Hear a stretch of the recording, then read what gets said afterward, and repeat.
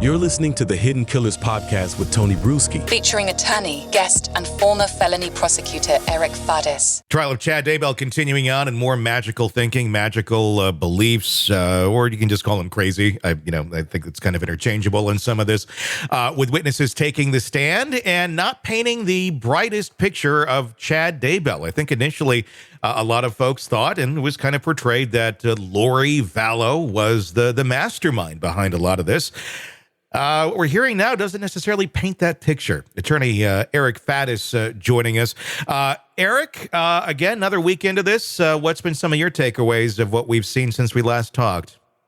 Yeah, Tony, like you mentioned, it's appearing more and more clear, at least from the government's evidence, that Chad Daybell was at the helm of this the SS crazy here, and it wasn't just Lori pushing these far-fetched beliefs on him. It appears that he may have been the source of many of them, and may have been engaging in them even before he had significant exposure with Lori. So it's a problem for their defense, because they're trying to say, hey, Lori's the ringleader, but that's not really how the evidence is shaken out so far. It's not shaking out that way at all. More and more people testifying. This is Lori's niece, Melanie Pawlowski, taking the stand, talking about castings and the interesting relationship and what Chad wanted her to call him. Let's take a look.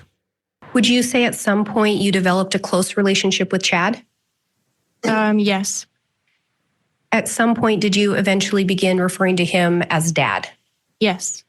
At some point, did Lori and Chad begin sharing teachings with you or their purported beliefs? Yes. Do you recall them sharing some teachings regarding light and dark?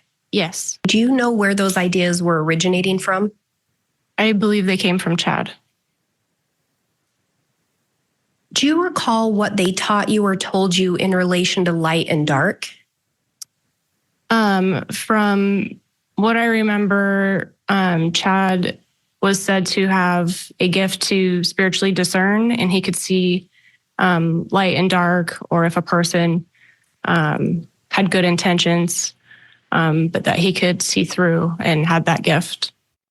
What a lovely gift to have, to see light and dark. And I think the last time we heard a case where someone said, call me daddy, was R. Kelly, but I think this is in a very different context. What's your takeaway from the direction that Melanie Pawlowski is kind of painting Chad Daybell in here?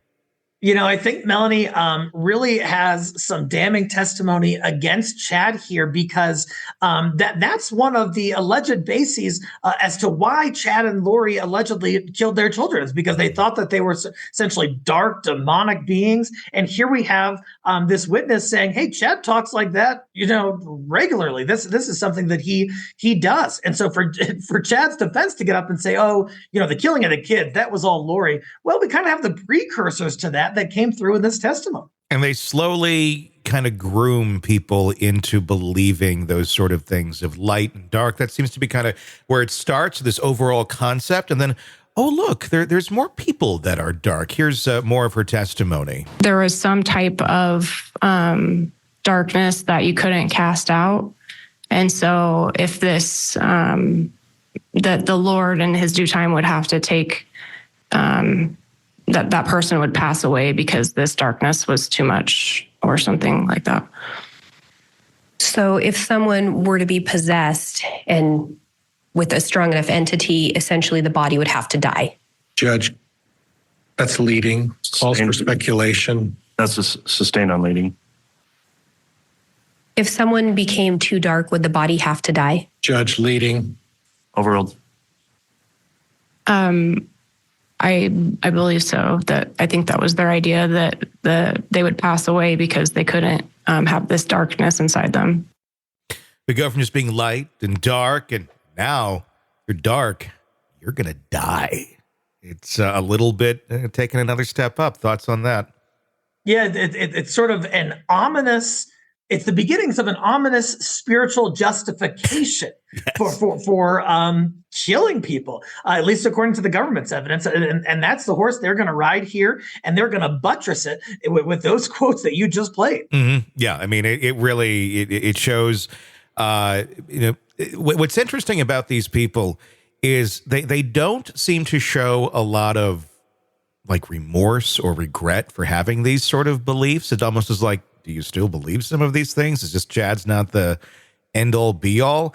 That's kind of the weird part about some of these testimonies. It's just kind of like, yeah, this is what we heard, and yeah.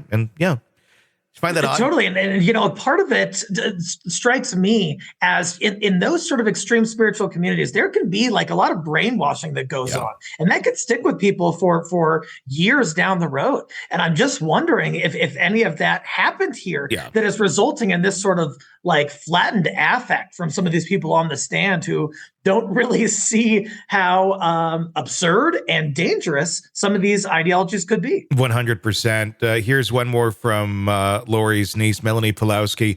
Of course, who else has to be dark in this equation? Well, when the authorities start looking at you, well, of course, those officers gotta be dark. At some point, did you have conversations with Chad and Lori about law enforcement? Yes. What did they tell you in relation to law enforcement? They told me that law enforcement was corrupt and that they were after them and that they couldn't be trusted. At some point, do you recall if specific law enforcement officers were identified as dark by Chad and Lori? Yes. Who were those officers? Detective Aramasio and I want to say Detective Hope. Is that? I'm not sure if that's right. There was somebody who was related to Tammy's family, I think. Really makes you wonder what sort of plots were brewing behind the scenes for those officers' lives that, thank God, they never, got their hands on. Yeah, it's scary to think about. And so to have this sort of undercomplicated binary system that you convince people of where, as soon as you don't like somebody, you just call them dark and they're immediately demonic and deserving of death and everything else. It's a pretty easy way to deal with your enemies and people you don't like until it all catches up with you.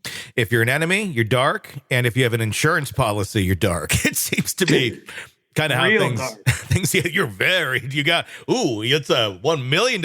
You're like, whoa, dark. Want to listen ad-free? Want advance access to all of our interviews before anyone else? Become a True Crime Today Premium Plus subscriber on Apple Podcasts. You get every episode commercial free. So you can binge on true crime until you can binge no more. Search True Crime Today Premium Plus on Apple Podcasts now, or go to our podcast page and sign up now. More of the Hidden Killers podcast next.